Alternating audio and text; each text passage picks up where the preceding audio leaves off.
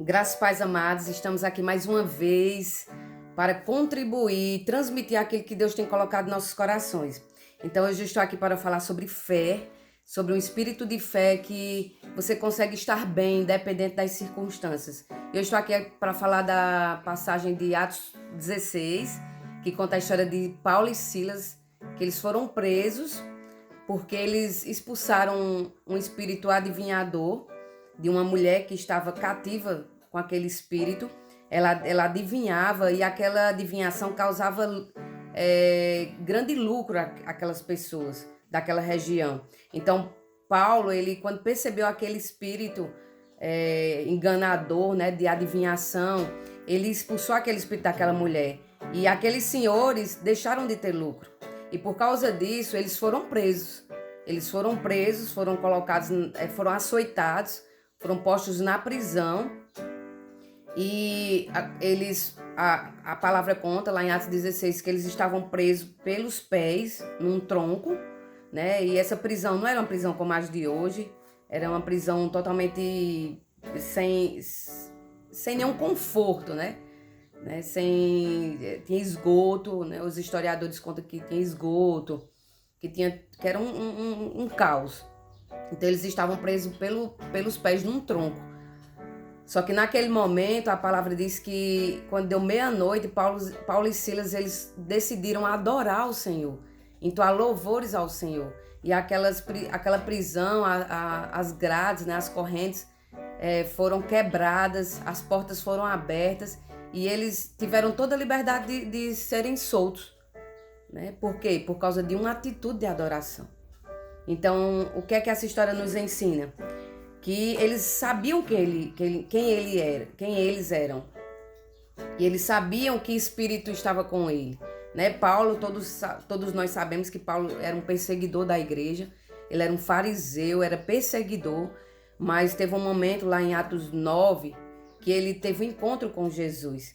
Né? Jesus apareceu um clarão, né? Que ele estava indo exatamente perseguir os cristãos. E apareceu um clarão na frente dele e ali ele se converteu ao cristianismo. Então ali ele entendeu que Cristo era o Senhor dele. E a partir daquele momento a vida dele foi transformada. E ele passou a pregar o evangelho aonde ele chegava. E então ele sabia de onde ele saiu e ele sabia o propósito da vida dele. Então ele foi convocado para pregar a graça de Deus. Essa graça que o alcançou. E essa mesma graça que o alcançou foi o ministério que Paulo pregou, o ministério da graça, né? O ministério do Espírito, que é o ministério da vida, né? Não é o ministério da condenação, mas o ministério da vida. E que ministério é esse? A graça é uma condição interior que quando você entende a graça, você consegue adorar, você consegue emana de dentro de você uma alegria que você não consegue explicar, porque você consegue se alegrar mesmo diante das tribulações. Né? Que a palavra diz que as aflições e as tribulações, ela produz o quê? Ela produz perseverança. Então é nas tribulações, é nas aflições que nós temos nossa fé aumentada.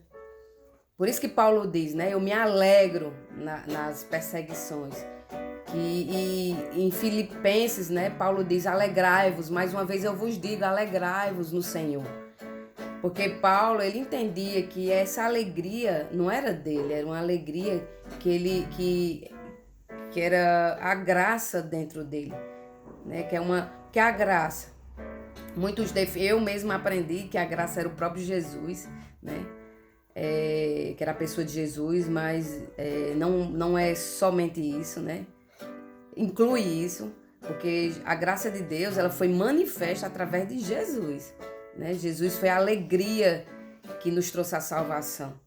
Jesus foi a alegria que nos trouxe a redenção. Então, o que é a graça? Se eu pudesse definir aqui a graça, né? Eu tenho aprendido, né, com Harnett, eu sei bem pronunciar o nome, que a graça é uma capacidade interior que vem de Deus. Então é um dom de Deus. Não vem de nós, mas é um dom de Deus. E é uma capacidade interior que você consegue estar bem, que você consegue se alegrar, mesmo diante das tribulações. Isso é a graça.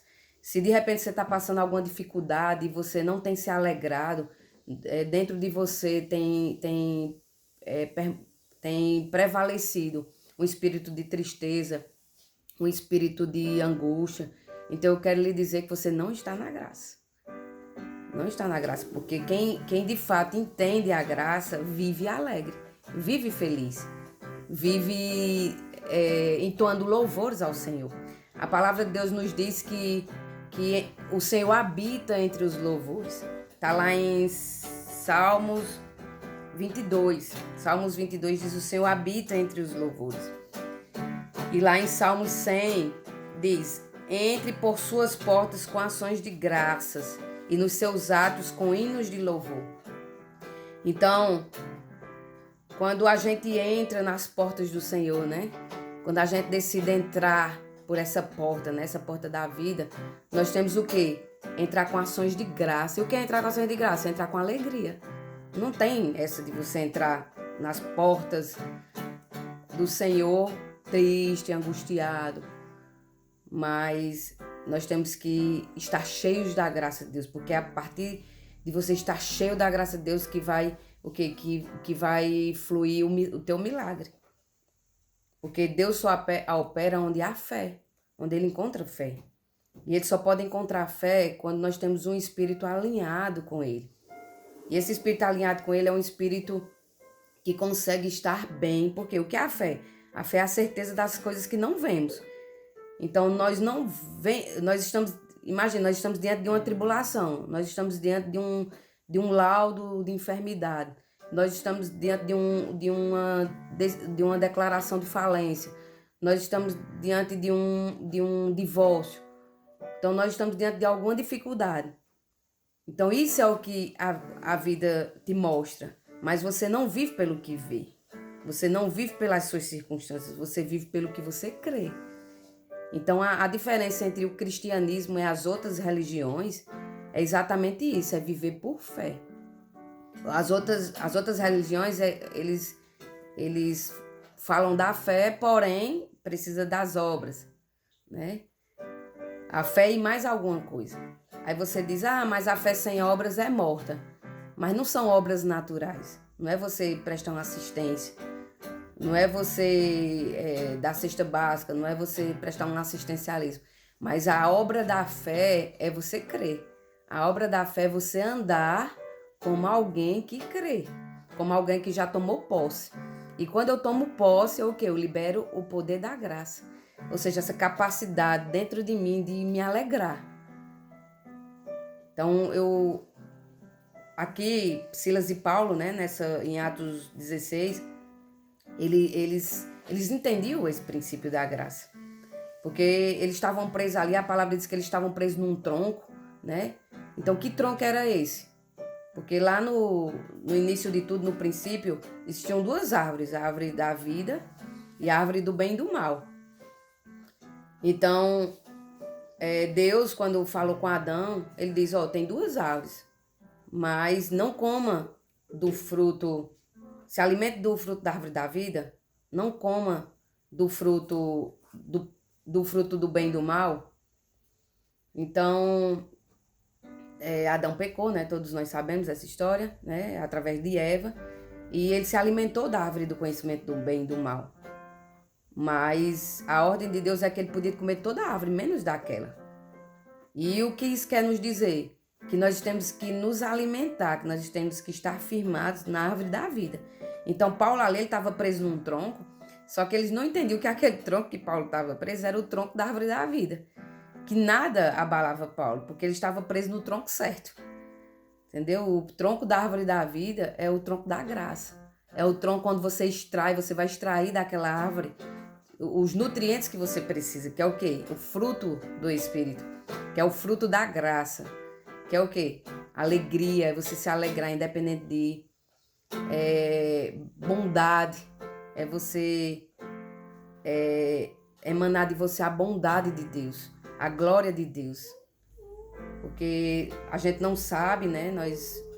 A gente acha que a glória de Deus é coisas extraordinárias. Não, a glória de Deus é a bondade dele que está em todos os lugares, né? Onde a gente puder contemplar a bondade de Deus, nós estamos provando da glória de Deus. Uma vez Moisés pediu a Deus: Senhor, mostra-me a tua glória. E a palavra diz que ali ele conseguiu enxergar a bondade de Deus. Se eu não me engano, está lá em Êxodo 19. Acredito que sim. E então, assim, o que eu quero lhe estimular aqui é que você consiga encontrar esse lugar de alegria, né? A graça, ela vem da palavra caris, né? De alegria, carismática, alegria. Então, é você estar alegre, você estar feliz, você louvar. Então, o diferencial de quem está no espírito da fé é exatamente que não é uma pessoa cabisbaixa, não é uma pessoa triste, mas uma pessoa que está alegre, que está satisfeito, que é grato a Deus. É uma pessoa que consegue ter um coração alinhado, um coração grato, um coração feliz. Isso é graça. Lá em Salmos 149, diz: nos seus lábios estejam os altos louvores de Deus. Então, muitas vezes a gente pensa que é música, né? Você cantar, não. A música é uma expressão de louvor, né? É uma expressão de alegria. Mas não quero, tem muitas músicas que emitem tristeza. Tem músicas que eu canto e eu sinto aquela minha alma abalada, aquela tristeza. Então essa canção, ela não é uma canção que agrada a Deus, mas a canção que agrada a Deus, que deve estar nos nossos lábios, são os altos louvores. O que é louvor? Louvor é você engrandecer a Deus pelo que Ele faz, por tudo que Ele faz, né? Por Ele nos proporcionar saúde, por Ele ter colocado o Filho dele para vir à Terra sofrer pela humanidade, por cada um de nós. Então, você louvar a Deus é você agradecer, ser grato pelo que Ele fez por você. Isso é louvar. E a adoração é você ser grato a Deus pelo que Ele é. É agradecer a Deus pela bondade dEle, pela misericórdia dEle que nos alcança todos os dias. É agradecer a Ele pela graça, né? Que nós não merecemos, mas pela graça Ele nos deu a salvação. Ele nos dá a saúde, né? Pela graça Ele nos concede várias virtudes, várias coisas, inclusive a vida eterna. Amém? Então, essa é a palavra que eu quero deixar aqui para vocês. Que nos seus lábios estejam o quê? A graça, a alegria do Senhor. A Bíblia diz que a alegria do Senhor é a nossa força. Então, quando nós nos alegramos, essa é a nossa força. O diabo, ele não tem poder quando ele enxerga um coração alegre, um coração grato, um coração cheio de graça, um coração cheio de alegria. Essa é a alegria do Senhor. Amém? Então, e a Bíblia diz que o quê? Essa é a vitória que vence o mundo, a nossa fé. A nossa fé é que vence o mundo. Ela tem poder de vencer todas as coisas. Amém? Então essa canção de Priscila Mel, ela tá aqui nos bastidores, no teclado. Então é o teu amor, é a tua fé, é o teu espírito que me mantém de pé. Não importa o que for, te louvarei com muito louvor. Isso mesmo.